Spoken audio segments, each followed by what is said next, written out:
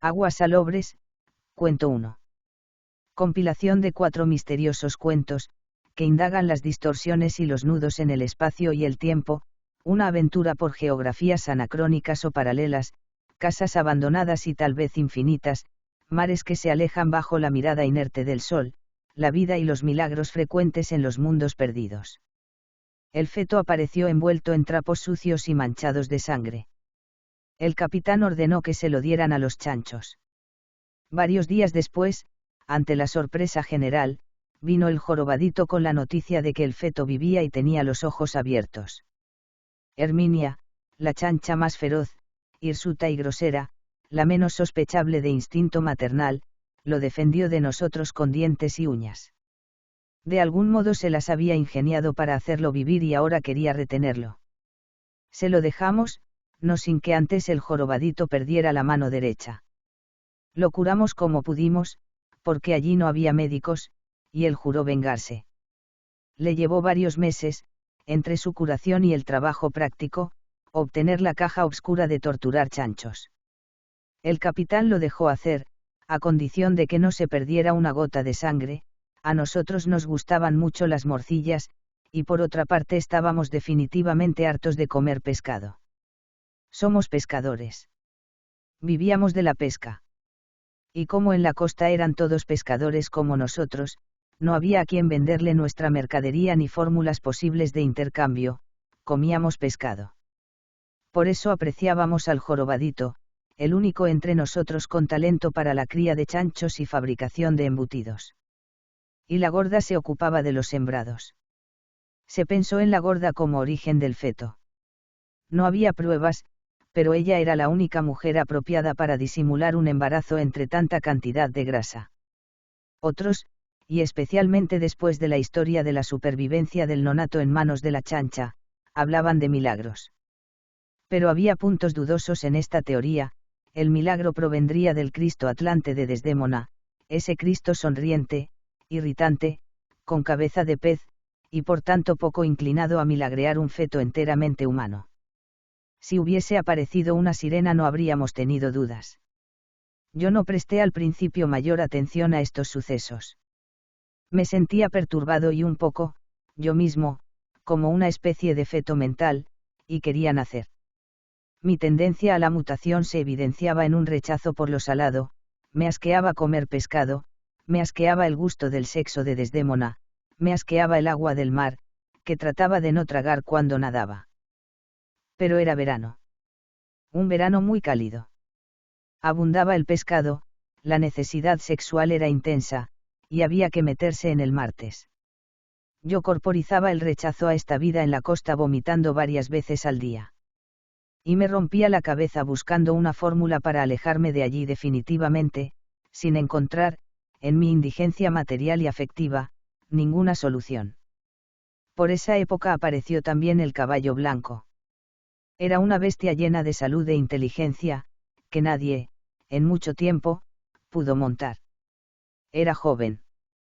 Tenía una mirada simpáticamente maligna, acostumbraba a mirarnos de reojo, como burlándose.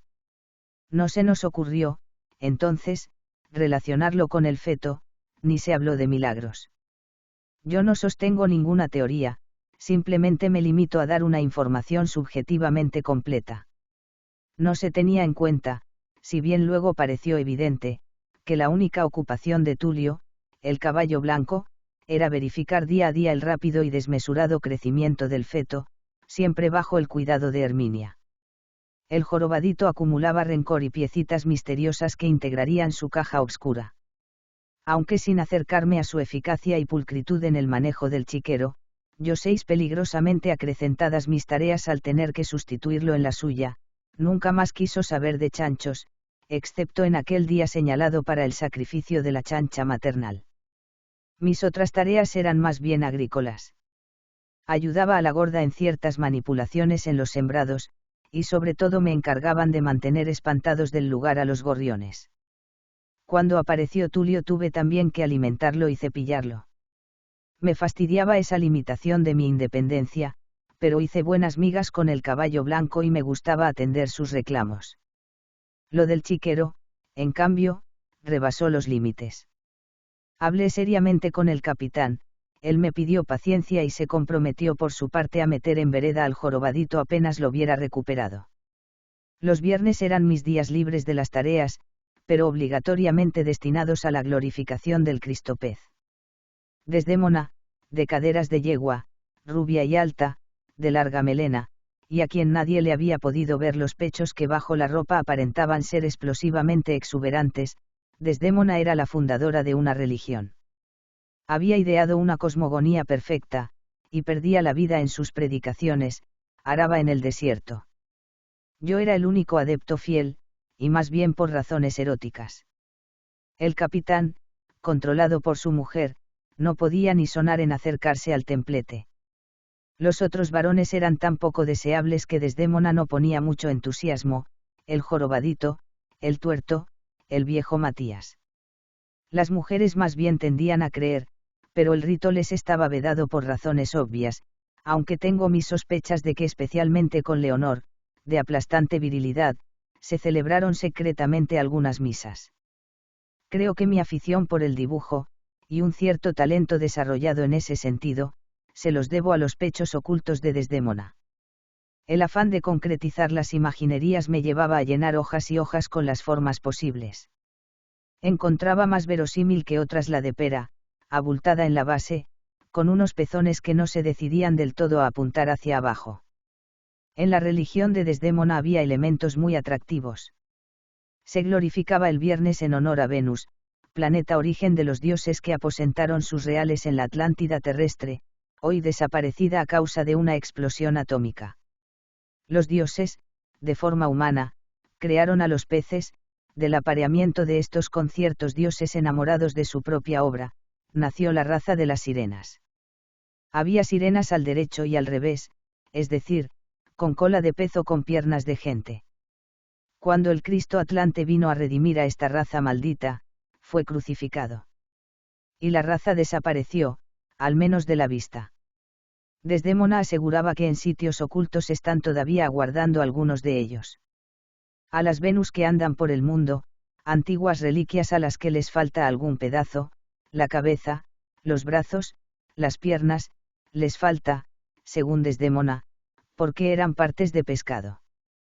Y la Iglesia Católica, junto con los masones y los judíos, hicieron lo posible por borrar los rastros.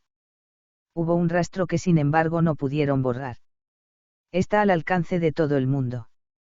Un hueso de tiburón, producido mediante mutaciones genéticas de laboratorio, por la raza que quiso dejar su huella, representa a este Cristopez crucificado. En nuestras costas abundan estos huesos, a los cuales los pescadores no dan ninguna importancia. Parece ser que cuando Desdémona, a los 12 años, vio uno de ellos por primera vez, coincidiendo con su primer periodo menstrual, tuvo la revelación divina que la llevó a fabricar su religión sin la menor dificultad y, lo que es más interesante, sin necesidad de ocultar ningún texto. Por otra parte, ella nunca aprendió a leer. El icono es un hueso plano que de lejos parece un crucifijo común y corriente, de líneas curvas y elegantes, color marfil. Sobresaliendo de esta base achatada se distingue perfectamente una figura casi humana, de finos y largos brazos crucificados, de piernas también humanas, pero con cabeza de pez. Y sonríe. Sonríe con un aire de triunfo que no tiene en absoluto el Cristo de los católicos. Desdémona había fabricado un templete y un altar para el icono. Y sobre este altar alfombrado de terciopelo rojo celebraba cada viernes el rito de beber la sangre de su señor, que venía a ser no otra cosa que mi propia esperma. El espermatozoide, forma acuática que luego perdemos por culpa de un pecado original de la raza de las sirenas, es el legado directo de los dioses venusinos. Desdémona, habiendo hecho voto de castidad desde la revelación, se mantuvo virgen. Solo se permitía el alivio religioso de retribuirme con sus secreciones marinamente salobres para santificarme cada viernes, a cambio de mi savia. La única relación normal que yo había tenido alguna vez con una mujer, fue con la gorda. No me gustó. Por estos motivos, por los ritos y el pescado y la arena y la sal, quería salir en busca de nuevos horizontes. Pasaban los días con la sola variante del rápido crecimiento del feto, quien ya amagaba pararse sobre sus piernitas endebles, todo lo demás seguía igual, hasta que al capitán se le ocurrió fijar fecha para el sacrificio de Herminia, porque estaba a punto y porque se terminaba, ya, nuestra provisión de embutidos. Entonces el jorobadito trabajó como negro, día y noche, con su única mano, para poder llegar a tiempo. Trabajaba secretamente en el taller, no quería que nadie se enterara de los detalles. Pero con todo se filtró el chisme de que había aparatos eléctricos. La caja estuvo terminada un día antes de la fecha fijada por el capitán. Con su parche sobre el ojo izquierdo, su gorra marinera y su pata de palo, la palabra del capitán era ley. Por eso el jorobadito, borracho de sueño y de cansancio, ni pensó en solicitar una postergación. La gorda, siempre maternal, fabricó una jaula como de cotorra, pero más grande, y con una especie de nido de lanas y plumas. Cuando metimos a la chancha dentro de la caja oscura, la gorda se llevó el feto a la jaula. Y cuando Herminia empezó a gritar, verdaderamente como una marrana, el feto, aferrado a los barrotes y con una mirada de loco impresionante, se alzó por fin sobre sus piernitas chuecas y rechinó los dientes y dijo sus primeras palabras. «Hijos de puta». El suplicio no pudo prolongarse como habría querido el jorobadito porque los gritos nos ponían nerviosos. No tengo idea del método de tortura inventado por esa mente retorcida, pero creo que trascendía el mero electroshock. Don Matías se echó encima de la pierna un chorro de agua caliente del termo. La gorda, siempre tan cuidadosa de su femineidad, tuvo la desgracia de dejar escapar públicamente un flato. Desdémona me llevó a un rincón, me mordió un hombro con furia, y aunque era jueves fuimos al templete. Cuando el capitán sopló su pipa en vez de chuparla y el tabaco encendido casi le quema el ojo sano, decidió poner fin a la situación. Nos subimos a un árbol y abrimos la puerta de la caja oscura con un palo que tenía un gancho en la punta.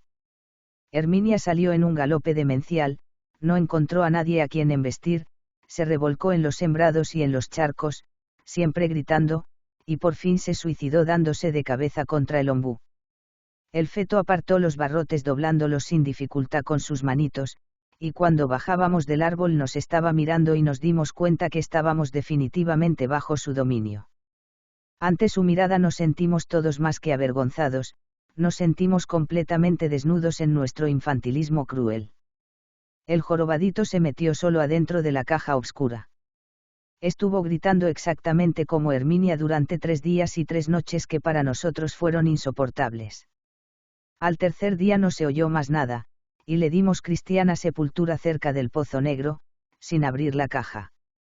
El feto volvió un tiempo a su jaula. Parecía calmado. Se desarrolló a su manera, y nunca pudimos ponerle un nombre. En pocos meses se hizo adulto. Alcanzó su estatura definitiva, unos 80 centímetros, y era todo cabeza, de frente abultada y ojos chiquititos bajo párpados gruesos y pesados, y la cabeza era toda pelos y dientes, unos dientes siempre apretados y visibles, que los labios gruesos y curvados hacia abajo mostraban en una clara expresión de odio y disgusto. La gorda le preparaba una papilla inmunda, y se la hacía sorber por medio de una bombilla. Algo como carne de pescado triturada, legumbres, etc. Tulio, el caballo blanco, se arrodillaba amorosamente para que él pudiera trepársele, agarrado a las crines, y allá salían los dos, en un galope furioso. Tulio, expresando su juventud y alegría de vivir, un galope vital que a veces parecía un vuelo. El feto, gritando y chillando, descargando su odio sobre las tierras, de la costa, histerizando a todo el mundo. Empezamos a tener mala fama en la zona. El capitán perdía autoridad. Se ocupaba, ahora, él mismo de los chanchos. Solo cuando salían de pesca en los frágiles botecitos, con el tuerto, Leonor y el viejo Matías, yo me sentía un poco culpable y me hacía cargo del chiquero. Pasaba la mayor parte del tiempo tratando de comprobar una teoría que se me había ocurrido, de golpe se me metió en la cabeza que la Atlántida estaba por allí nomás, en algún charco o en la laguna, y que nadie la veía porque era muy chica. Pero me faltaban elementos técnicos, y no hacía más que bucear y chapotear sin otro resultado que el placer de mojarme. El feto se cansó de la papilla y por fin pude verle los pechos a Desdémona. La hizo desnudarse de la cintura para arriba, y como acunado en sus brazos empezó a mamar. Curiosamente, la Virgen tenía leche. Un día formé una parte con ella y llegué a probársela, era extremadamente dulce y tibia. De pronto algo me sacó de la embriaguez y seis al feto, allí parado con sus ojos fulminándome, y supe que estaba condenado a muerte. Esperé, sin poder moverme. Se interpuso Tulio. Pasó entre los dos, balanceándose con un relincho suave, y cuando terminó de pasar el feto me miraba de otra manera. No digo que, con amor, pero de ahí en adelante quedé marginado de sus perrerías. Abandonó para siempre la jaula y se instaló en Desdémona. Ella dejó sus misas de los viernes, y Tulio me llevó a un poblado vecino donde logré hacer amistad con una niña más o menos de mi edad, no tan exuberante como Desdémona, pero mucho menos loca. El feto ordenó destruir el templete. Se conservó, sin embargo, el icono del Cristo pez, colgando entre los pechos de Desdémona.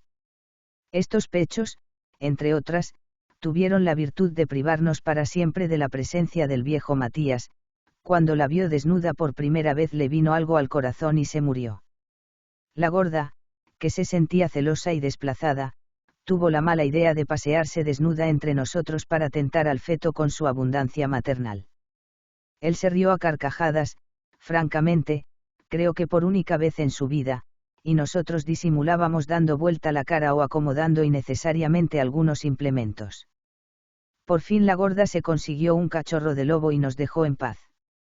Tulio apareció un día con amigos equinos encontrados, no se sabe dónde, una tropilla joven y briosa, entre salvaje y amable al estilo de Tulio.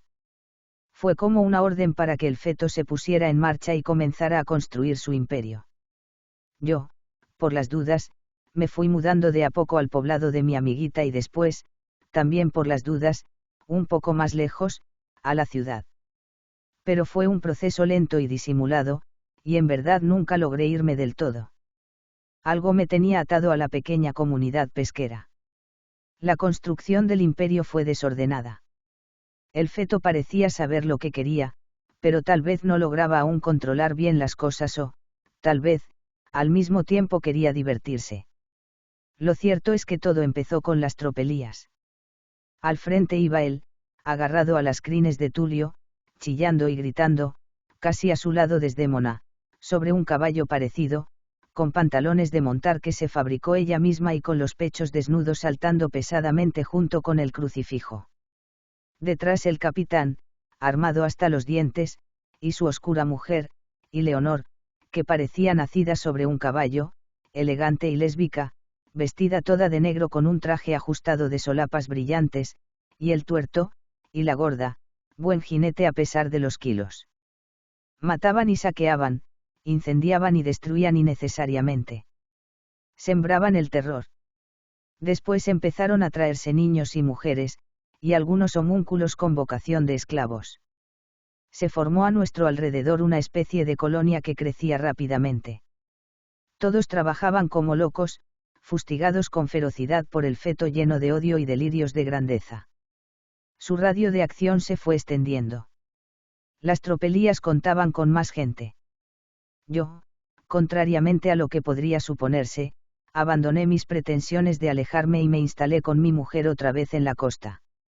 Nuestro lugar, en sí mismo, no había cambiado mucho.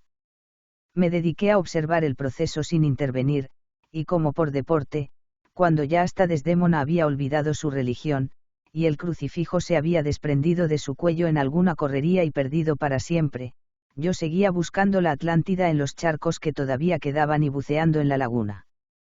Una vez creí ver algo en el fondo, pero me di cuenta que estaba a punto de ahogarme, lleno de placer, y con un tremendo esfuerzo de voluntad salí a la superficie.